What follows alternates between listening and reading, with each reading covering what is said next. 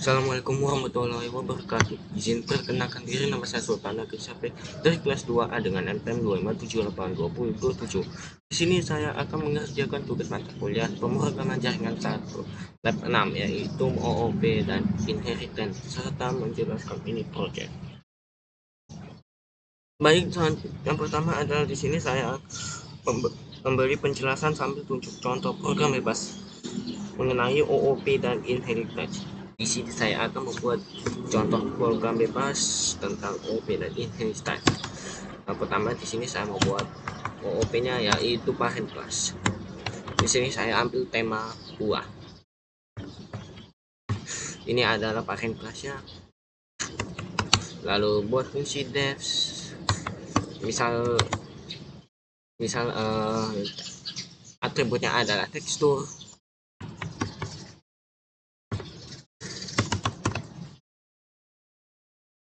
Lalu ini adalah template output.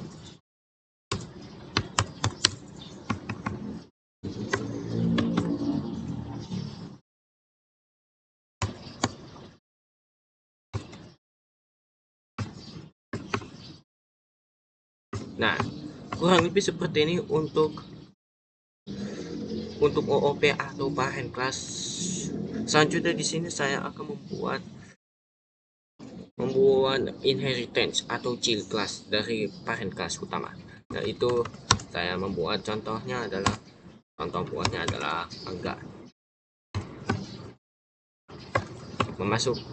Yang ditulis kelas mangga dan parameter buah. Ini menunjukkan child class dari parent class utama yaitu buah. Lalu fungsi def tekstur yang menjadi atributnya.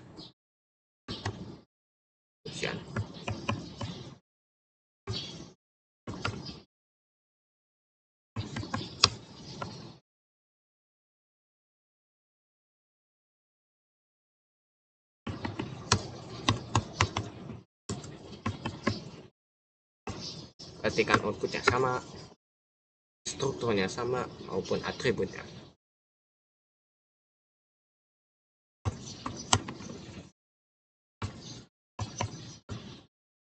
Seperti ini kurang lebih. Selanjutnya di sini saya akan membuat fungsi pemanggilan dari OOP dan inheritance ini dengan buat kode seperti ini. Nah, buah dalam kurung buah sama dengan buah, fungsi kelas buah sama dengan mangga, buah. Lalu pemanggilan menggunakan pemanggilan parent class dengan buah.texture seperti ini. Buah adalah ini pemanggilan dari kelas utama yaitu buah. Lalu tekstur dan kurung adalah ini fungsi atributnya ada di parent class buah. Begitu juga dengan C class.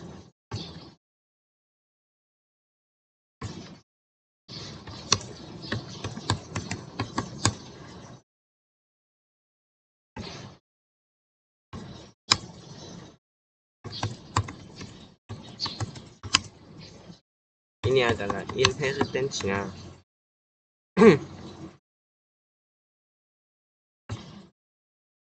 Ini adalah OOP-nya.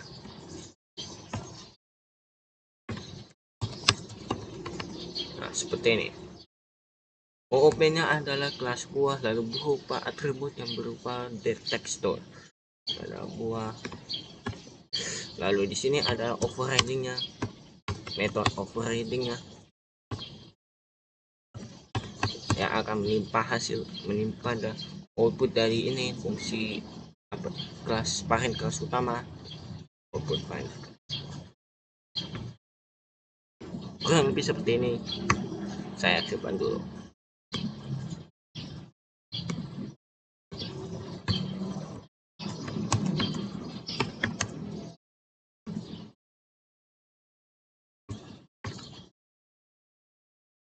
Coba kita buka CMD lalu panggil kodenya.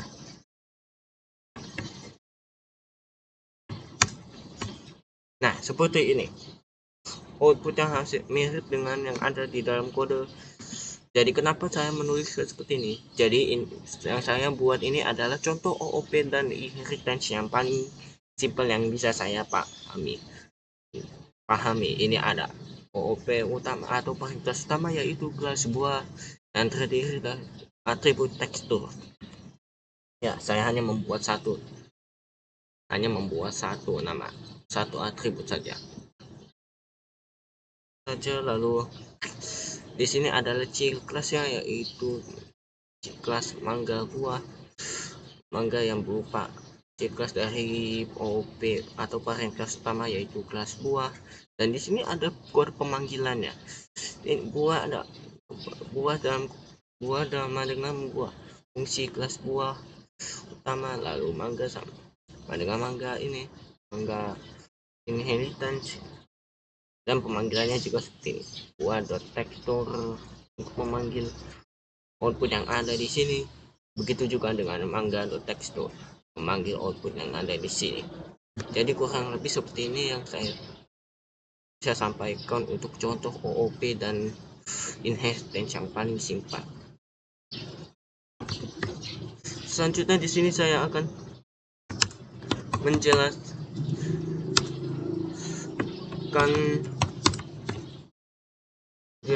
progres mini project saya. Jadi tadi kurang lebih seperti itu untuk OOP dan inheritance. Contoh program bebasnya mungkin seperti ini. Selanjutnya saya balik ke mini project. Tunjukkan dan jelaskan bagian mana yang merupakan parent class dan mini class. Di sini parent class dan mini kecil class yang saya buat di mini project ada di modul node.py seperti ini.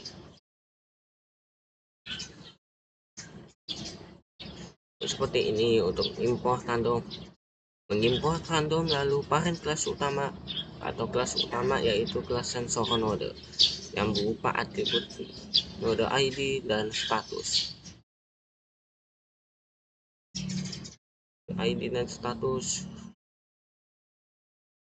Lalu ada ciri khas berupa kelas temperatur node yang mewarisi atribut dari sensor node yang berisi atribut yang sama. Temperatur node yang berisi parameter sensor node seperti ini. Untuk pemanggilan metode parentnya adalah status underscore umum menggunakan fungsi super.readData. Super.readData seperti ini. Jika dia mengalami error, dia akan melakukan fungsi kode ini if random juga membuat hasilnya error, lalu mengembalikan nilai status dan status kalau dia berhasil. Lalu jika dia nggak error, dia akan meneruskan nilai bacaan suhu, yaitu membaca nilai suhu di antara 20 hingga 40 derajat Celcius dan mengembalikan output nilai suhu yang terbaca. Lalu selanjutnya ada ciri kelas kelembapan atau humidity node yang berdasarkan parent class sensor node juga yang berisi atribut yang sama, yaitu super.init node ID. Lalu read data. Di sini strukturnya juga sama seperti temperatur node, status yang berisi status umum, pemanggilannya berupa status underscore umum sama dengan fungsi super.read data. Yang jika mengalami error hasilnya akan mengembalikan output error value error seperti ini. Dan jika dia berhasil, dia akan melanjutkan menghitungan pembacaan kelembapan di antara 40% hingga 90%.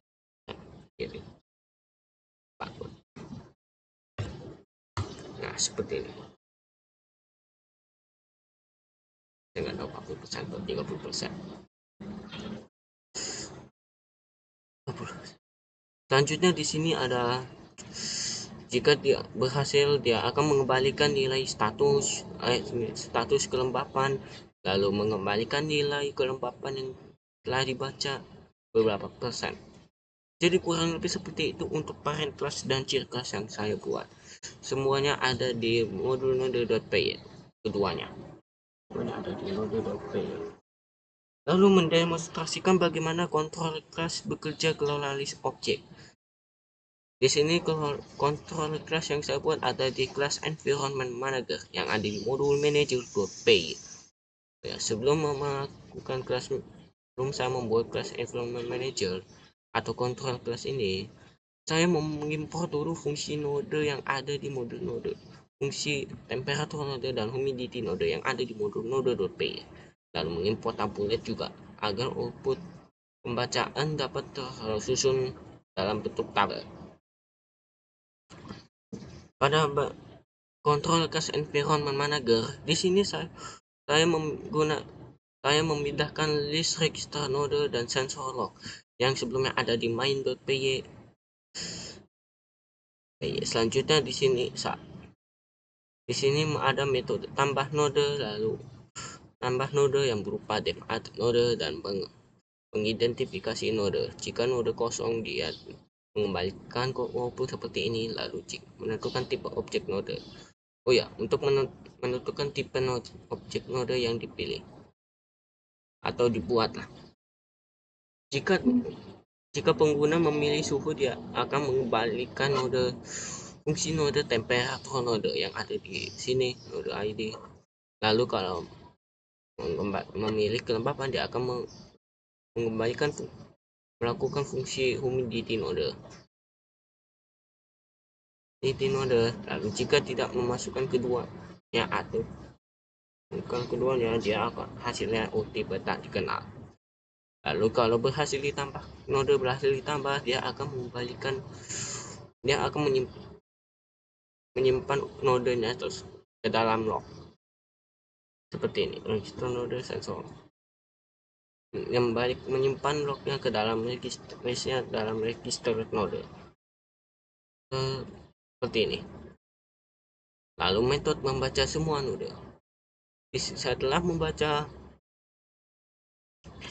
memasukkan node ataupun dan menentukan tipe yang ingin baca gitu. Di sini program akan membaca semua node.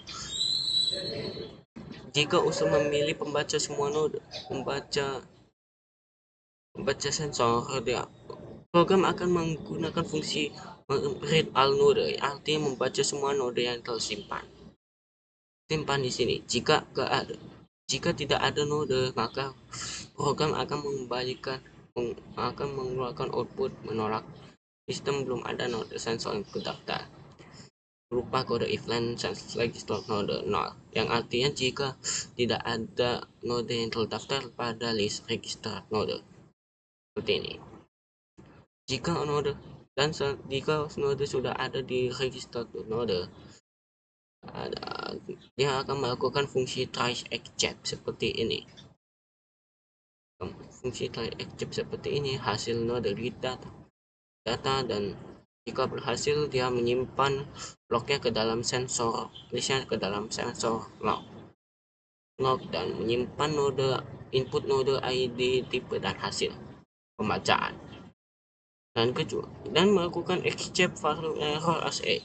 Jika mengalami error, dia akan mencetak output mengembalikan output node dan input node yang dimasukkan pengguna, lalu hasilnya error seperti ini. Lalu menyimpan log errornya ke dalam list sensor log juga meskipun berhasil dan error. Selanjutnya, jika user ingin menampilkan log, maka program akan mengeksekusi fungsi show log yang mana jika tidak ada riwayat pembacaan, dia mengeluarkan output belum ada riwayat bacaan dan mengembalikan ke menu awal. Dan jika tak ada riwayat pembacaan yang telah dilakukan sebelumnya, maka program akan mengembalikan log pembacaan sebelumnya ke dalam bentuk tabulat seperti ini.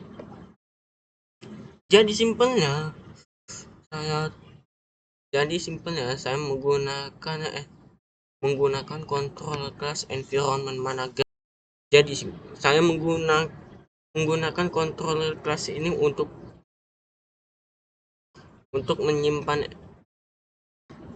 menyimpan semua input yang dimasukkan pengguna, baik itu node yang terdaftar atau yang ditambah, lalu hasil pembacaan. Selanjutnya di sini ada lalu input pengguna melakukan penambahan, lalu menggunakan penambahan dan menambah pembacaan. Terus program akan melakukan eksekusi kode yang memiliki peluang 80% berhasil dan 20% error, lalu disimpan hasilnya di dalam log list register sensor log baik itu berhasil dan ataupun gagal, lalu menampilkan outputnya yang berhasil maupun gagal, lalu menyimpannya ke dalam sensor log. Kurang lebih seperti itu untuk controller class ini. Lalu controller class ini yang ada di class environment manager ini mengelola objek yang ada di node masing-masing modul ini, lalu yang telah dimasukkan oleh pengguna. Lalu selanjutnya mencari berdasarkan node ID ataupun tipe yang telah ditambah oleh user tadi, lalu menjalankan metodenya dan menyimpan hasilnya ke dalam sensor log dan register node. Kurang lebih seperti itu untuk cara kerja control class environment manager. Selanjutnya di sini melakukan running program saat kondisi berhasil maupun error. Saat error berhasil ditangani type except. Saya jalankan dulu menjalankan lewat modul utama ini.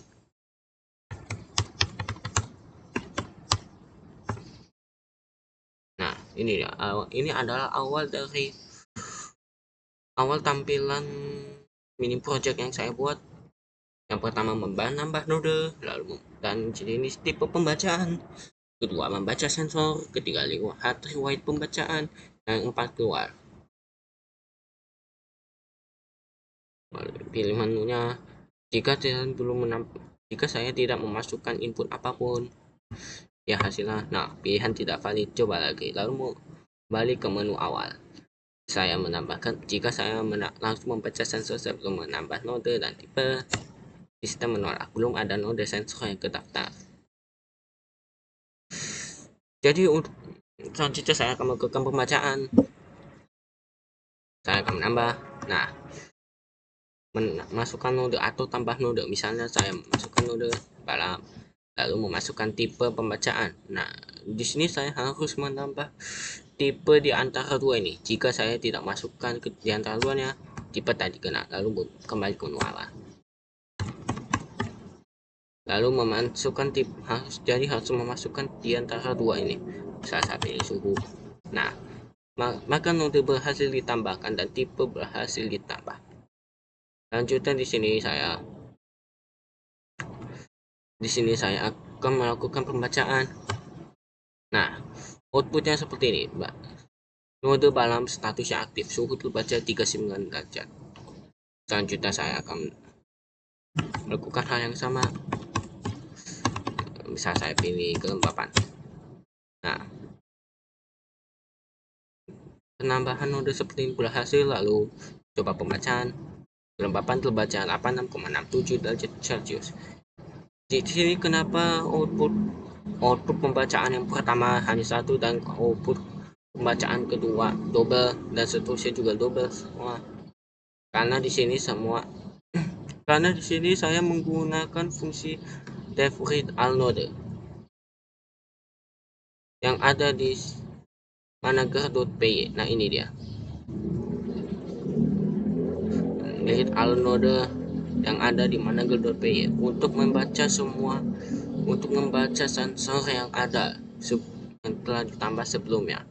Ya, pada artinya semua node yang telah disimpan akan ditampilkan seluruhnya dan hasil pembacaan tetap tampilkan seluruh dari semua node yang ada tersebut. Kurang lebih seperti itu. Di sini saya masukkan node yang berbeda untuk mendapatkan hasil error mungkin agak lama. Nah, ini dia.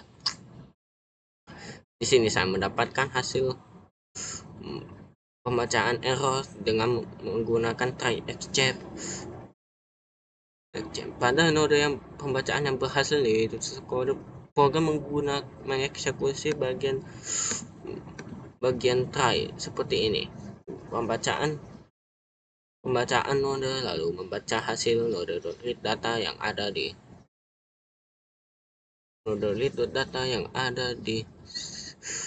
modul node.py, membaca read data.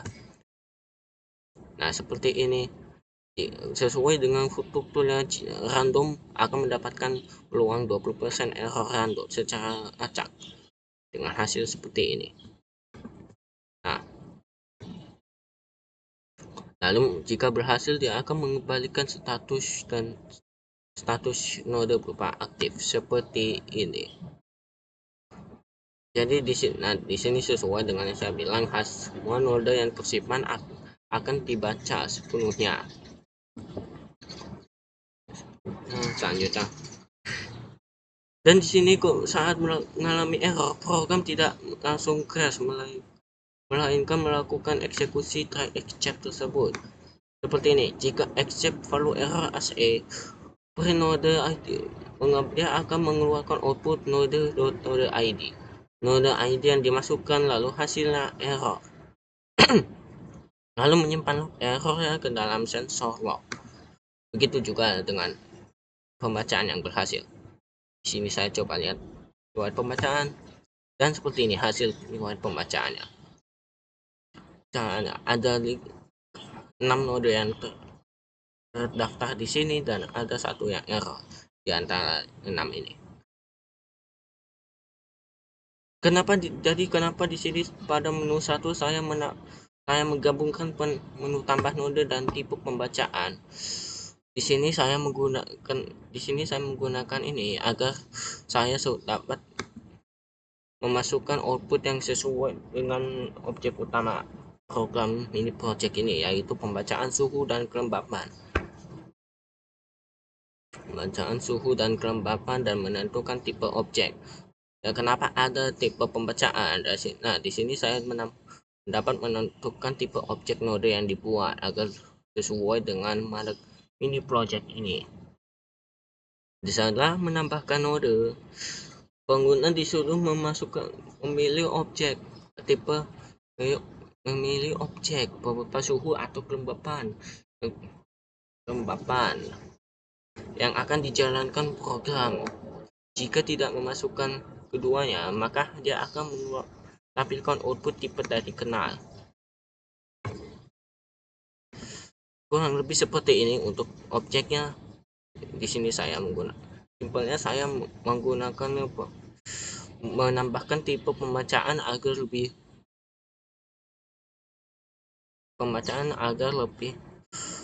terorientasi pada objek utama pada program ini. Dan di sini error apa yang saya temui saat menyatukan semua kelas? Satukan semua kelas. Beragam error yang saya temui. Ada banyak sih yang saya temui. Misalnya saja saya gagal menjalankan program ini karena ada kesalahan struktur pada kode. Misalnya saya salah memasukkan node seperti ini.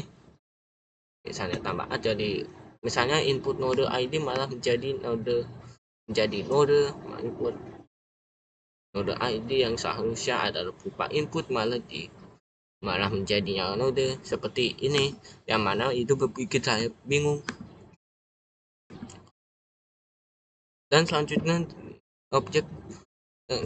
error yang saya temui yaitu modul not found atau modul tidak ditemui karena saya salah memasukkan nama modulnya di sini atau lupa mengimport fungsi ini di di gimana.py, yang mana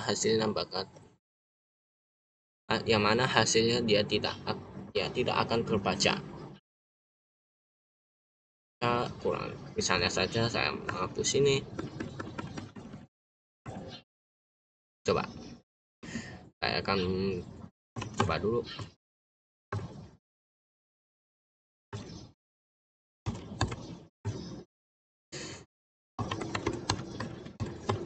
Nah, seperti ini errornya. Saya lupa contoh errornya seperti ini. Saya lupa untuk mengimpor humidity node yang di modul manager.py. Nah, jadi ini dia.